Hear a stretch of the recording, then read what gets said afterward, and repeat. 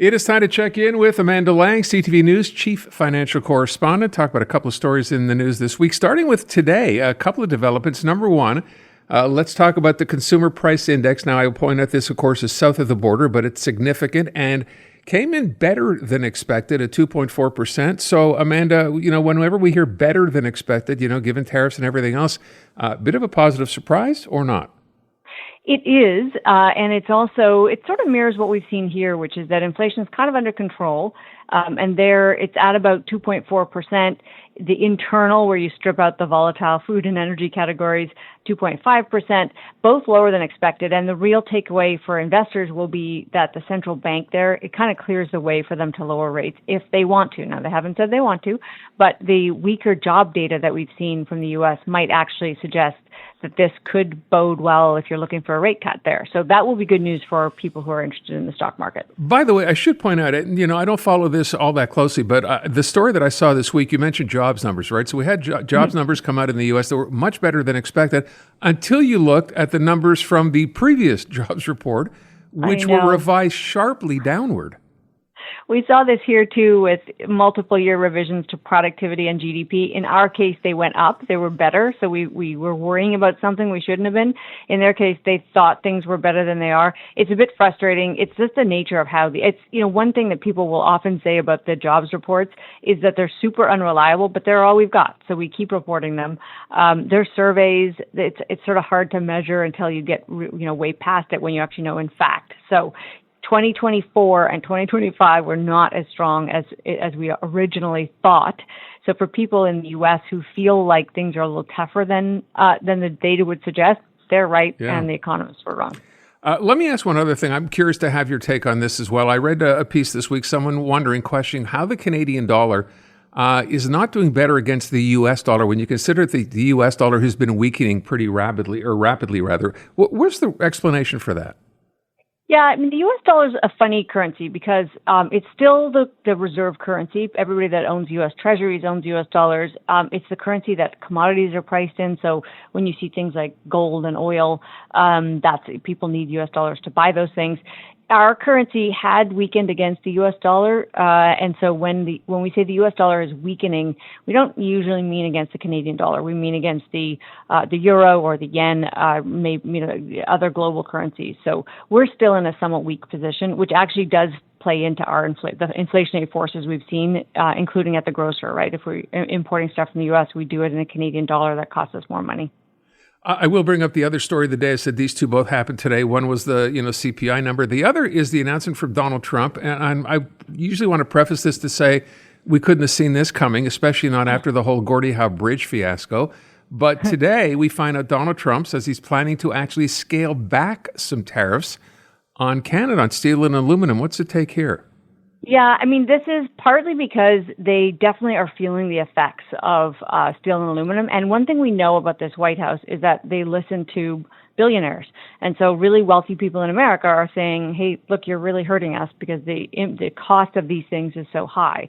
And so, yeah, the word is, it hasn't happened yet, but these are sort of insiders saying that there is a plan to roll back those tariffs and that, in fact, there may not be new tariffs that might have been coming and that it's going to be a much more kind of targeted specific list of goods, maybe finished goods. You'll remember, Aaron, I think it was before Christmas, he talked about putting tariffs on kitchen cabinets, finished wood products. That hasn't happened. Might it happen? Just the mention of it is harmful for people in that industry or who are buying or selling them. But then it doesn't happen. And that's probably because cooler heads prevail, right? People in America say, don't do that, please. That costs us money.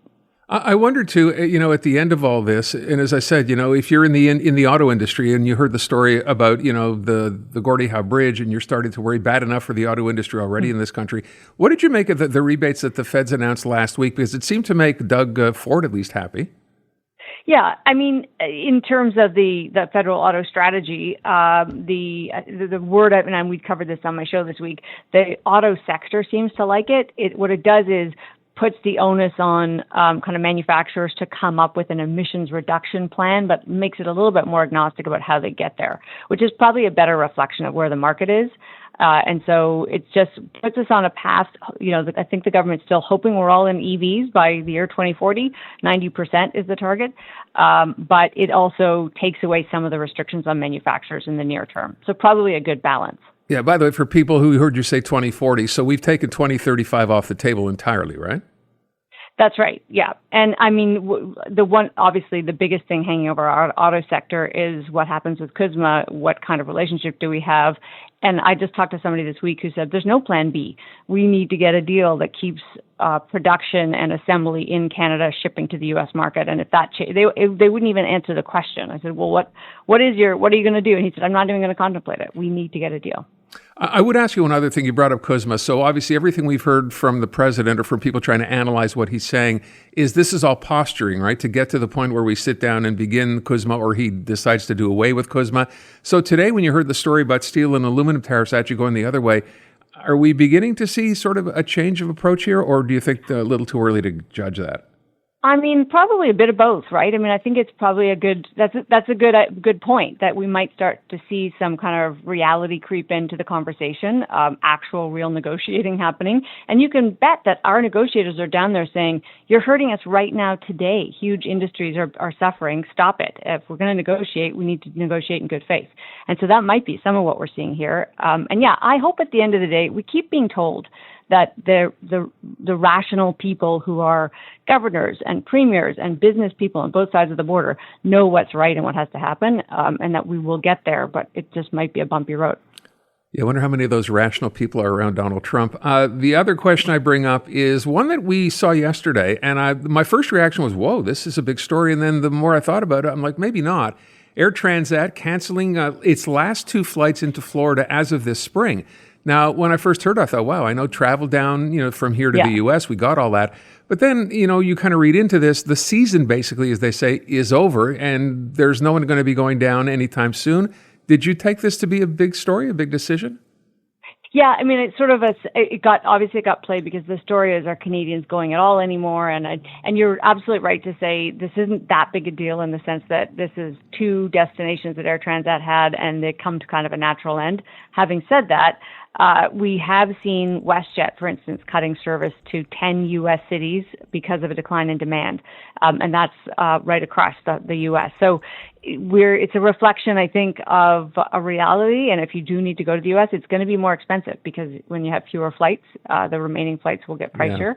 Yeah. But it is, to me, it was just sort of a symbolic sign of the times that Canadians really aren't traveling there in the way that we used to. And it's a question of how long that'll keep up.